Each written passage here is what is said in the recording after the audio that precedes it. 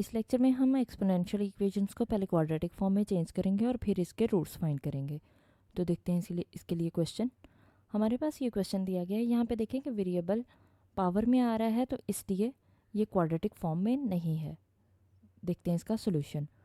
Solution में सबसे पहले हम यहाँ पे देखें, क्योंकि ये मल्टीप्लाई का मतलब यहाँ पे डॉट का मतलब मल्टीप्लाई है, तो हमने यहाँ पे प्लस आ रहा था तो पावर्स अलग अलग कर ली। याद रखें कि जब प्लस आ रहा हो या माइनस आ रहा हो तो पावर्स अलग हो जाती हैं, तो इसलिए हमने यहाँ पे पावर्स अलग कर ली, क्योंकि 2 की पावर 2x लिख दिया है और मल्टीप्लाई डॉट मतलब मल्टीप्लाई 2 की पावर 1 लिख दिया और ये बाकी वैल्यू उसी तरह से आ गई। अब यहाँ पे देखें कि हम इसको पुट कर सकते हैं 2 की पावर x और ऊपर ब्रैकेट में 2 हमने लिख दिया। और ये हमने कैसे किया, क्योंकि 2 को अगर x से मल्टीप्लाई करेंगे तो वही 2x आएगा, तो इसलिए हमने ये ऐसे लिख दिया। एक्चुअल में हम स्क्वायर बनाना चाह रहे हैं तो इसलिए हमने इसको 2 की पावर x होल की पावर 2 लिख लिया। और ये 4 जब इस 2 से मल्टीप्लाई होगा, 2 की पावर 1 2 ही होता है, 2 से मल्टीप्लाई होगा तो कितना आ जाएगा, 8 आ जाएगा। अब हम इसको पुट कर सकते हैं 2 की पावर x को y, तो जहाँ पे 2 की पावर x आएगी वहाँ पे हम y लिख देंगे और इसे हम इक्वेशन 1 का नाम दे देंगे। तो जहाँ जहाँ पे आपको 2 की पावर x नज़र आ रहा है वहाँ पे क्या आ जाएगा, y आ जाएगा। ऊपर स्क्वायर ये इसी तरह से आ जाएगा और ये -9 2 की पावर x आ रहा था तो y आ गया और ये +1 उसी तरह से आ गया। अब हम इसकी मिड टर्म ब्रेकिंग कर देते हैं, यानी इसको फैक्टराइज कर लेते हैं। तो फैक्टराइज हम करेंगे इसको, 8 को हम पहले 1 से मल्टीप्लाई करेंगे, 8 आएगा। दो नंबर ऐसे चाहिए जिनको मल्टीप्लाई करें तो 8 आए और प्लस माइनस करें तो -9 आए।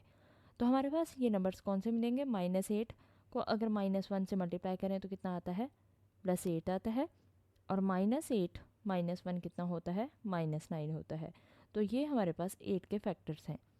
मैंने बताया था कि अगर एक नंबर आपको आगे जाना हो या एक नंबर पीछे आना हो तो 1 के साथ फैक्टर लेते हैं।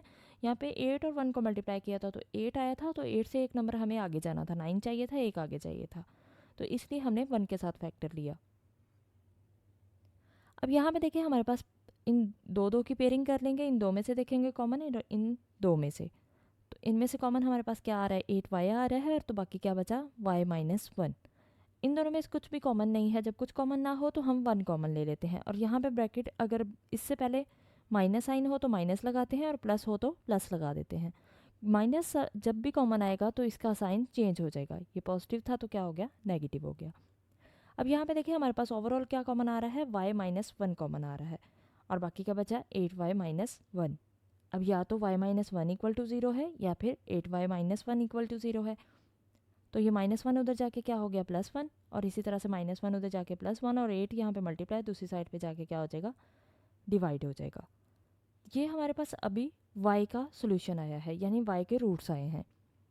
हमारा एक्चुअल क्वेश्चन में वेरिएबल कौन सा है, x है। याद रखें यहाँ तक आंसर कंप्लीट नहीं होता जब तक x के रूट्स नहीं आ जाते। हमारे पास जो एक्चुअल क्वेश्चन में वेरिएबल होता है वही वेरिएबल के हमने आंसर फाइंड करना होता है, उसी के रूट्स फाइंड करने होते हैं। तो हम इसे देखते हैं नेक्स्ट। हम ये वैल्यूज़ जो हमारे पास y की वैल्यूज़ आई हैं ये इक्वेशन 1 में पुट कर देंगे। तो इक्वेशन 1 में हमारे पास क्या आ जाएगा, फिर इक्वेशन 1 में y की जगह हम 1 पुट करेंगे तो यहाँ पे क्या हो जाएगा, y की जगह 1 आ गया। अब 1 को हम लिख सकते हैं क्योंकि यहाँ पे बेस कितनी यूज़ हो रही है, 2, तो हम 1 को 2 की पावर 0 लिख सकते हैं, क्योंकि किसी भी नंबर की पावर 0 हो तो वो क्या देता है, 1 देता है। तो 1 की जगह हम लिख सकते हैं 2 की पावर 0। ऐसा हमने क्यों किया, यहाँ पे बेस 2 थी इसीलिए 2 की पावर 0 लिखा।